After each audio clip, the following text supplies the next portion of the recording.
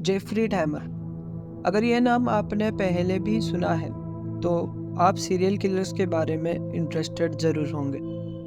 और अगर आपको इन भाई साहब के बारे में कुछ भी नहीं पता तो टेंशन लेने की कोई बात नहीं, आपका भाई आपको सब समझा देगा। जेफरी डैमर एक अमेरिकन सीरियल किलर था जिसने 1978 से 1991 तक टोटल 17 मर्डर्स किए थे and he was also known for cannibalism. लेकिन आज हम बात करने वाले हैं एक इंडियन जेफरी डैमर के बारे में।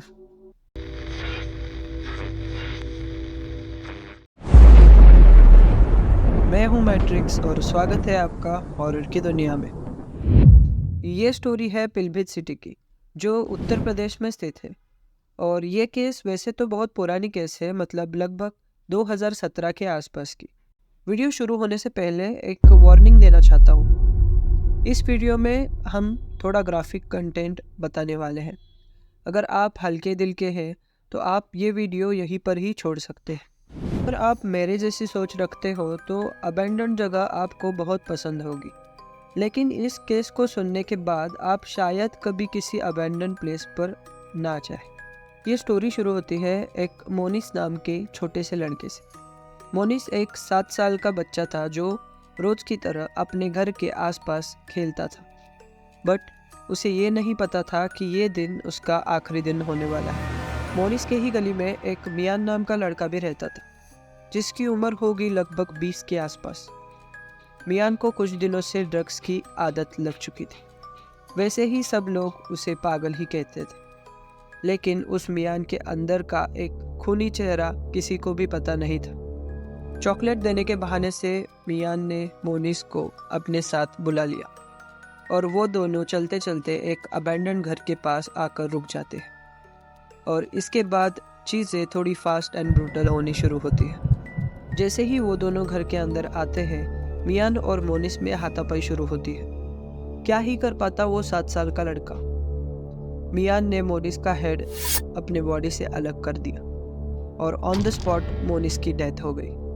लेकिन ये केस इधर ही ख़त्म नहीं होती। टू दिस पॉइंट मियान ने मोनिस का कत्ल कर दिया था और मोनिस की बॉडी वहाँ पर ही पड़ी थी, वो भी बिना सर के।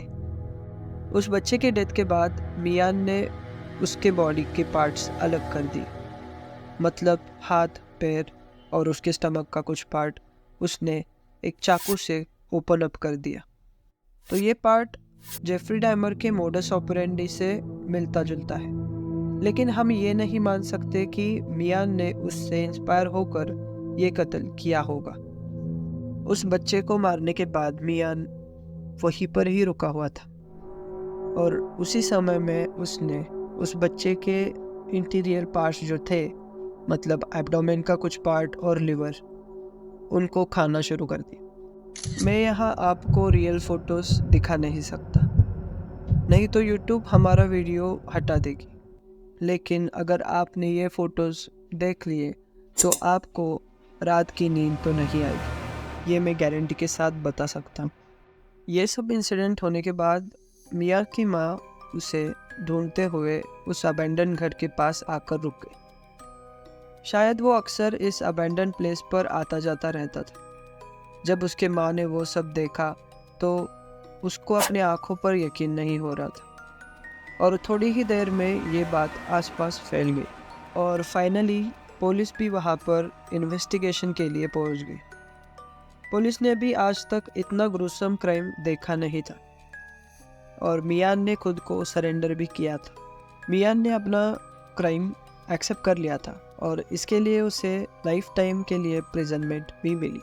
जैसे मैंने पहले भी कहा था कि मियान का जो क्राइम था वो जेफरी डैमर से बिल्कुल रिजेंबल करता है और इसीलिए हम मियान को इंडियन जेफरी डैमर हमेशा के लिए बोल सकते हैं। इस केस से रिलेटेड कुछ फ़ोटोज़ और जेफरी डैमर के जो पोलोराइड्स थे वो मैं डिस्क्रिप्शन में लिंक कर दूंगा और आप वहाँ पर जाकर वो देख सकते हैं। तो ये था कोल्ड केस का पार्ट 2 जिसमें हमने देखा इंडियन जेफरी डैमर के बारे में। हम मिलेंगे अगले वीडियो में, तब तक के लिए बाय बाय।